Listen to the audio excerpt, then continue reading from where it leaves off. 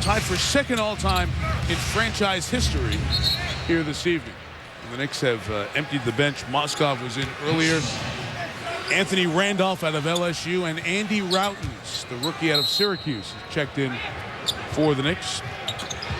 Andy's only played 10 minutes in 2 games in this rookie season.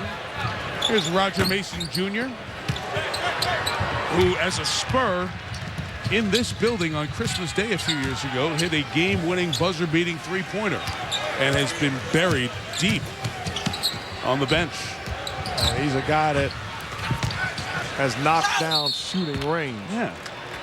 Well, I worked out with him in the summertime with my young son, who's a redshirt freshman at the University of Louisville, and Roger Mason Jr.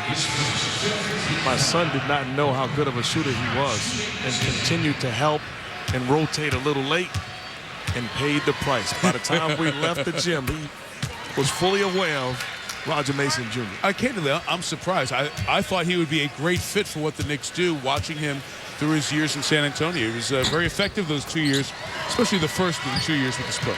And the thing is, maybe he doesn't fit in this system, but he's a guy that can still play a key part to somebody's system. I like the way he's handled the situation. He's mature, he's a professional, not upset, not rattling things, continue to work hard and staying ready. Give him a lot of credit.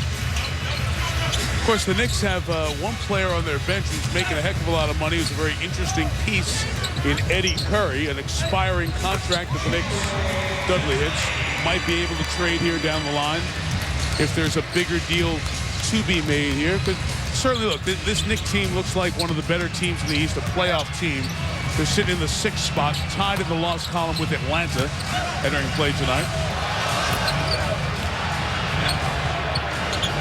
But they're going to need to add a little bit of depth along the way here as the season goes on. Well, the interesting thing will be is,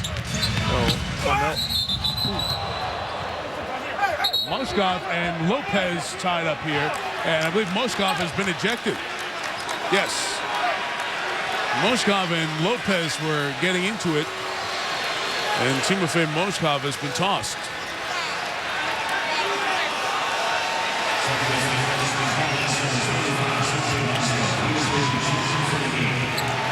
Pietrus looks at him, controls himself, and says right away, you can't do that. Illegal play. Don't stop getting in with Lopez. Didn't look like he tried to do it intentionally. No. Did not look like he tried to do it intentionally. Lopez upset. And barking at him. I'm sure Lopez a little frustrated by only getting into the game. It was a 30-point game. So Timofey Moskov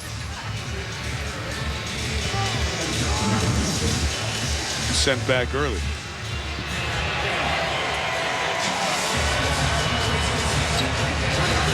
All this happening with 3:31 to go.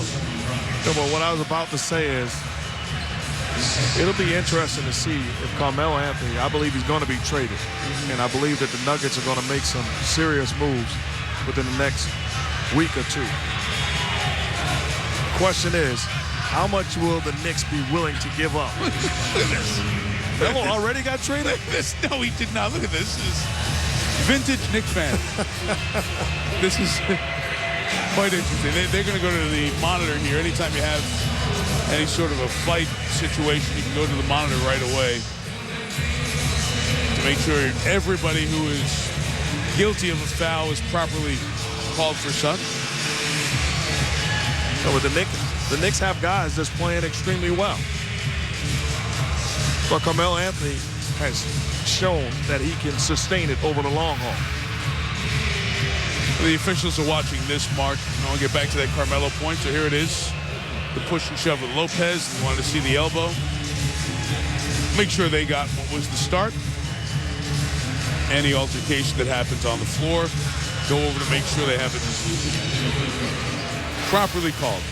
So are you of the camp that and the Nets are very heavily involved. There was a report on ESPN.com a couple hours ago I saw that trying to get the Pistons involved perhaps as a third team to help facilitate. Nets potential Carmelo deal needing the Pistons in their mind. It's according to one reporting source at this time. Do you think Carmelo coming to the Knicks would mess up the chemistry they have going right now? I think ultimately Carmelo coming to the Knicks will take them from a team that could get into the playoffs and have no chance at winning the whole thing to a team that all of a sudden is a dangerous team that looks awfully good advancing in the playoffs, because now you have a guy that you can give the ball to along with Stoudemire and say, make a play.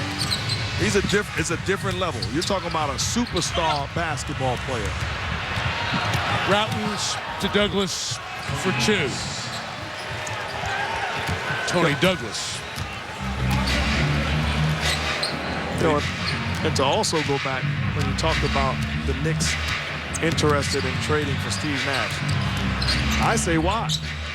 You got a guy like Raymond Felton playing as good as, you know, he's an elite point guard the way he's playing. Playoff series, Felton gets in foul trouble. Who else plays the point? Dragic is a 3. Well, you're talking about, do you go and get a backup point guard, or do you go get a guy like Steve Nash, because he's not backing up Raymond Felton? No, I understand. But I really like what Tony Douglas has done. I don't think enough credit is given to him. He understands his role. The guy is picking guys up full court. He's setting the tone defensively. He's staying ready. He's a scoring point guard, but he's done a very good job. And I think you can all the time think the grass is greener somewhere else and lose what a guy is bringing to the table in your own building. Mark Stein was the one who reported on ESPN.com as Childress is fouled coming down the lane. The Nets' latest attempt to get Carmelo involves the Pistons. Sources with knowledge of the talks confirm the Nets and Nuggets have discussed a 3-way trade. Timeout here in Phoenix. Sports Center coming as soon as we're done. First triple-double